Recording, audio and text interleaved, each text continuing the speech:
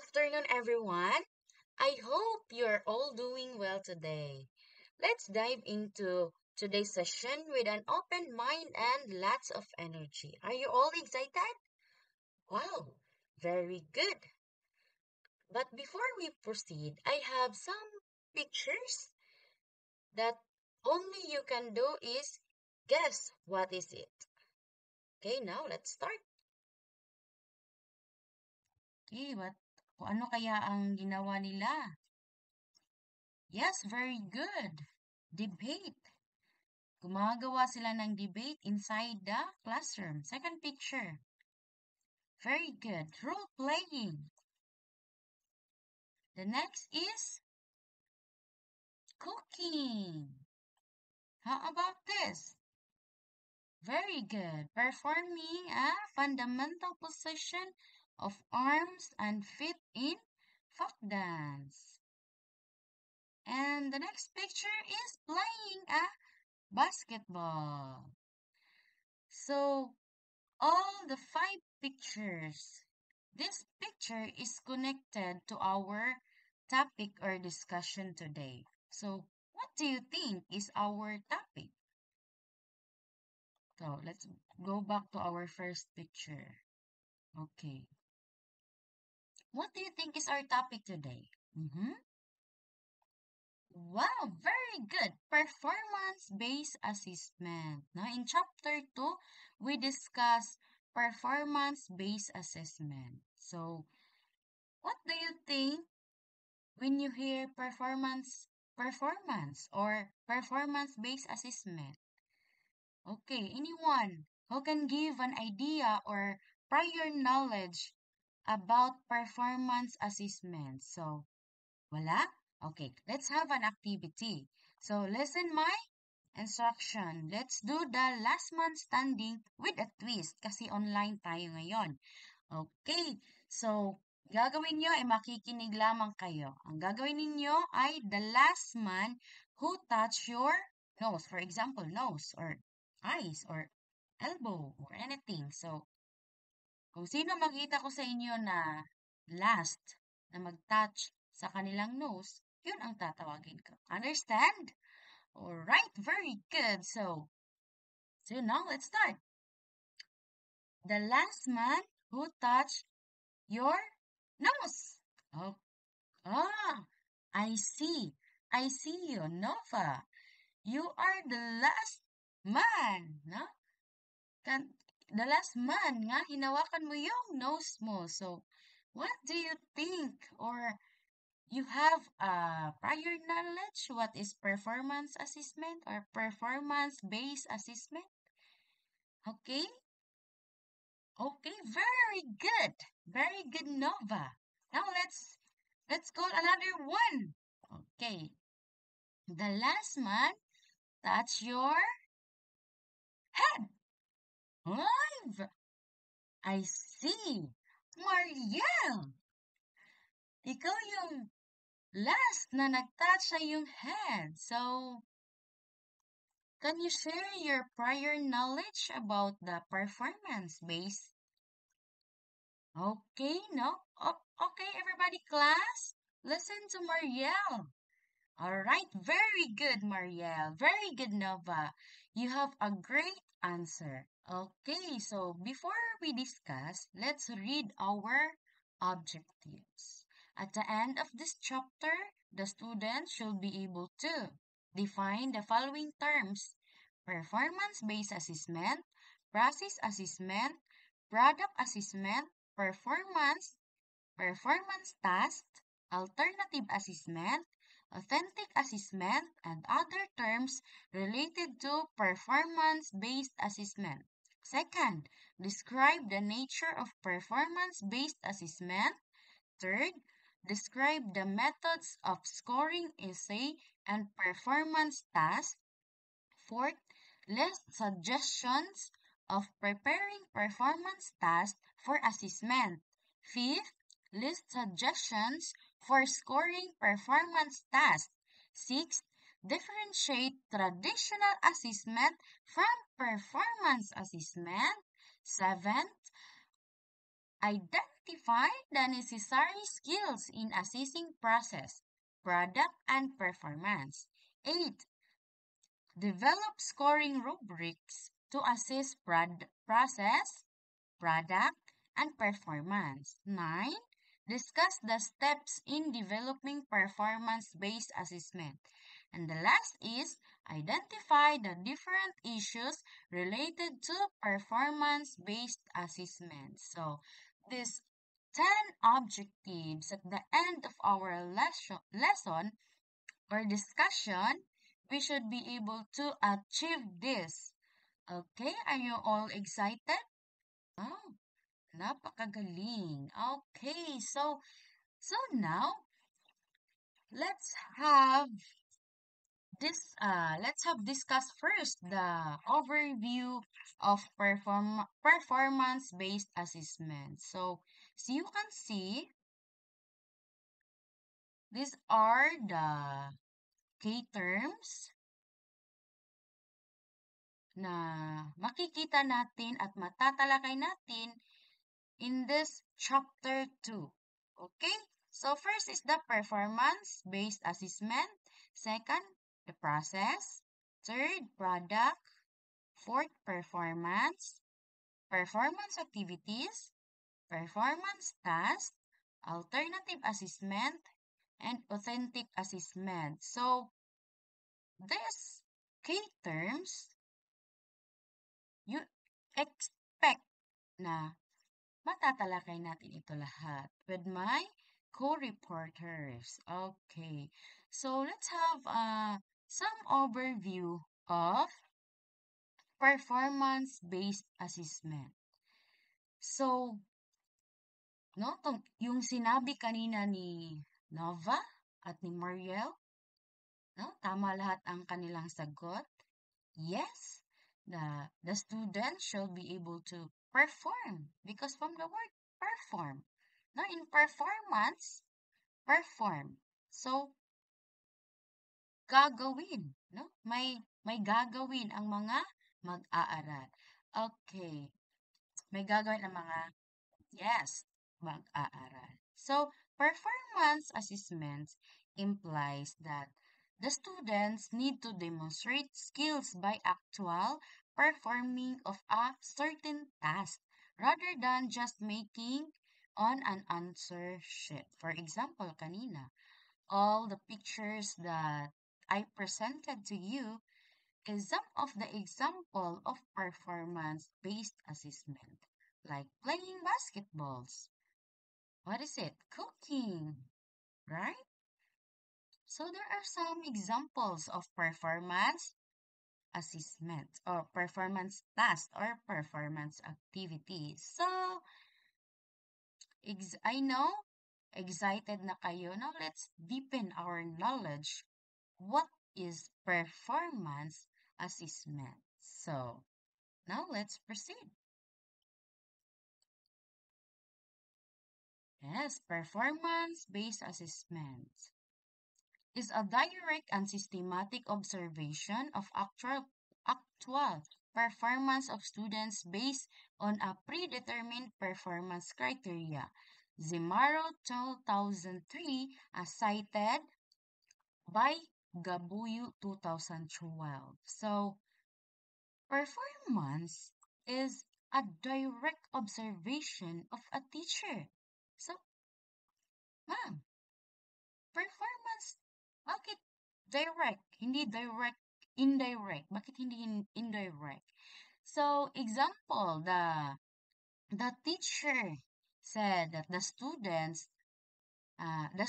create a role play about the social issue. So, in presenting a role play or the skit or the drama, makikita mismo no, ng teacher directly in performing that specific task.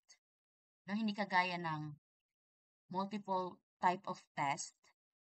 No nga, the teacher should determine the outcome or the score or the improvement of the students is titignan niya yung record niya, yung class record niya. So aside this ay As this performance, I mean, this is directly, no, directly or in actual makikita ng teacher yung improvement.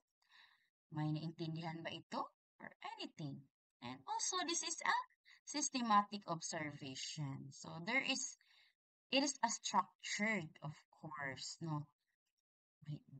Kagaya ng hagdanan. Step 1, step 2, step 3, step 4. Pagluluto. Diba? It is a, it is may process, no? Pasunod-sunod, may hakbang. Parang ganun. Okay? So, using this performance assessment, no, it is helpful. I mean, helpful, no? Helpful rather. No, helpful for our learners, right, Cabras? Very good. Okay. Have some clarification? Meron kayong question regarding this? Okay, nothing? Now let's proceed. Okay. It is an alternative form of assessing the performance of students that represents a set of strategies for application of knowledge, skills, and work habits. Excuse me. Okay, so performance assessment, I there are different strategies, no? When the example, the students in physical education. Okay, now let's focus on physical education. So the s- the teacher said lahat lahat ng kanilang nalalaman regarding of fundamental, example, the fundamental position and folk dance. So in enhance and fit. So the teacher discussed that possession one by one. Now in step 1 to step 5, like that. So that the students learn, no, the concept. That is the position 1. So from the word performance, not just learn about the, what is it? Okay, very good. The concept, also applying the concept. So that is performance. And using these strategies by performing. So, gagawin ni teacher by group. Okay? Group yourself into 5. So they perform in front of their of their classmate and teacher. So, that kind of skills na ma ma-gain, no, ma-attain ng students, importante siya. No, it's very important. And this, in this, all the knowledge and skills and work habits should be performing. O, ano, ma-perform ba? Ano bang tawag doon? No? Magawa ng, ano ba yan? Magawa ng maigi. I have here some examples. No, some examples of the the activities or the strategies that we can use, no, in assisting our learners. For example, in their presentation, their reports, right? Their demonstration, no, in high school, mayroon ng reports. No, in college, senior high, no, even college, may demonstration na. So, that kind of particular activity, the student should gain that specific skills. And that skills will improve. Right? That's the rule of the teacher, one of the rule of the teacher, to help your students to improve, no, to improve their knowledge, skills, and capabilities. Okay, understand? Understand? Okay, very good. And now, let's proceed the features of performance-based assessment. So, according to Grunlund, 98, there are features of performance-based assessment. So four. Now we have four. The first one is greater realism of the task. The second, greater complexity of the task. Third, greater time needed for assessment. And the fourth is greater use of judgment in scoring. So first, let's discuss the greater realism of the task. The students must apply the knowledge and skills by demonstrating a task that show application in a real-world situation as I mentioned kanina. For example, yung in teaching physical education or like PLE. Okay, now let's proceed to another subject. PLE. So the teacher teach how to cook adobo, like kare-kare. So the students know, that is the process of cooking in a kare-kare. So this performance-based assessment, of course, demonstrating a task, not just knowing, but demonstrate. No, i-demonstrate ng mga estudyante, of course. So, makikita in a real world situation. So, mahitabo. O like, ganun. No? Ma, para ang mga parents, no, ilang mga ginikanan, no, ma-amaze ilang mga anak, na, that they know how to cook kare-kare. Like that. So, you should apply, you must apply the knowledge and skills o yung pagsayaw na steps of in folk dance, no, yung position in hands, feet, o at ipagsabay, o that is skills, right? Okay. I hope na intindihan niyo. Okay, my question? Okay, wala. And now let's proceed to greater complexity of the task. Tasks are difficult to understand and analyze because they are less structured problems that encourage the students to perform with originality and thinking skills. And they may have multiple solutions. So complexity, no? The activity is less structured. It means the students must figure out how to approach and solve their problems. For example, role play. Let us encourage, encourage our students to perform with the originality and thinking skills. No, the process, the preparation, and how to before, no, before performing the role play.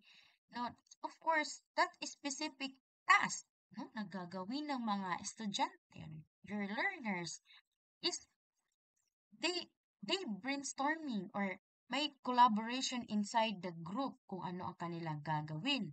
What is the process?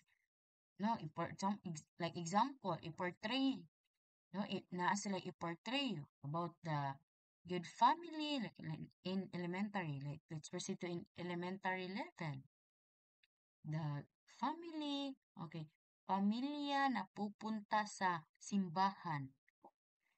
I-portray yan ng mga mag-aaral. Okay, ikaw yung papa, ikaw yung mama, o parang ganun. So, they, they critically think, no? Magagamit yung critical thinking and creativeness. And that how, no, that is the beauty of performance task. No, I know it is complex for the students, but it is challenging and maka-learn, no? They improve their skills, no? Their different skills. All right. So, you have a question? Nothing? All right. So, let's proceed to the next. Greater time needed for assessment. Of course, a role play. Now, let's go back to our example earlier. Role play. That time, the example, the time. We are talking about the time. So, in preparation, in presentation, of course, kailangan nyo ng time. So, that is, uh, uh, when performing when performing the role play, no, kailangan ng malaking time. No every group must be performing o i-perform nila ang role play. So, kailangan ng mahabang oras. Okay, now let's proceed to the last features. Greater use of judgment and scoring. Of course, the teacher must use rubric sa ginawa mong task sa mga aral mag-aaral mo. Of course, gagawa ka ng rubrics to evaluate and make it fair, no? Pantay-pantay lahat. No, meron kang mga criteria. So the evaluator should consider the set of judging criteria associated with the performance assessments. Of course, your rubric must be congruent to your activity. So you have a question regarding with this four features of performance-based assessment? Anyone? Okay, basig na mo'y gilibugan. Wala? Wow! Talagang naunawaan ninyo. Huh?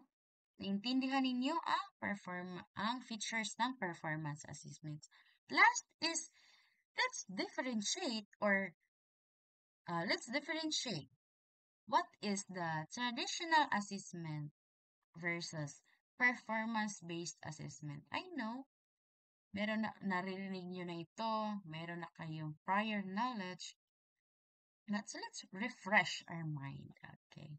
So first is traditional assessments, also known as paper and pencil test, measure learning indirectly. Of course, traditional assessment is when you measure your students, it is indirectly. For example, multiple type of test. Gagawa ka ng test to measure your pupils na nag-increase o meron ba silang natutunan. Okay, you can do quiz for your students and using their score. Okay, you collect all the papers of your students. So, based on their score, doon mo ma-measure yung learnings ng mag-aaral o doon mo malalaman that you are effective, that I am effective, right? That's the traditional assessment. And usually, paper and pencil test assess low-level thinking. Memorizing, I know familiar kayo sa LOTS, lower order thinking skills. So, traditional is belong to low-level thinking, but until now, still exist at ginagamit pa rin itong traditional assessment. So, that is the traditional. So, the password or the key point, this is indirectly. Measure learning indirectly. So, how about the performance-based, ma'am? Okay, the performance-based assessment is a direct measure of learning or competency, As I mentioned earlier, that performance-based is a direct, mismo, in actual, makikita mo yung performance ng mga bata. This indicates that cognitive complex outcomes, affective and psychomotor skills have been mastered. So, I think dito na belong yung higher order thinking skills, guys. Kasi, example, role play. So, doon ma-integrate yung creativity, the critical thinking, the problem solving of your students. I-analyze nila, yes, that's it, Na all the skills, in cognitive, psychomotor, even the affective, ma-mastered sa students. Depende, It depends of your performance activities or for performance task na ipapagawa ng iyong mga mag-aaral. Alright, may naintindihan ba kayong lahat? You have a question? Clarification? Okay, Katricia, you have a clarification regarding this traditional and performance assessment? Nothing? Guys, baka meron kayong question. Wala na? Okay, so I hope you learned something from me. Okay, thank you everyone, guys. Let's dream more. No, don't stress. Do your best. Forget the rest. Bye bye.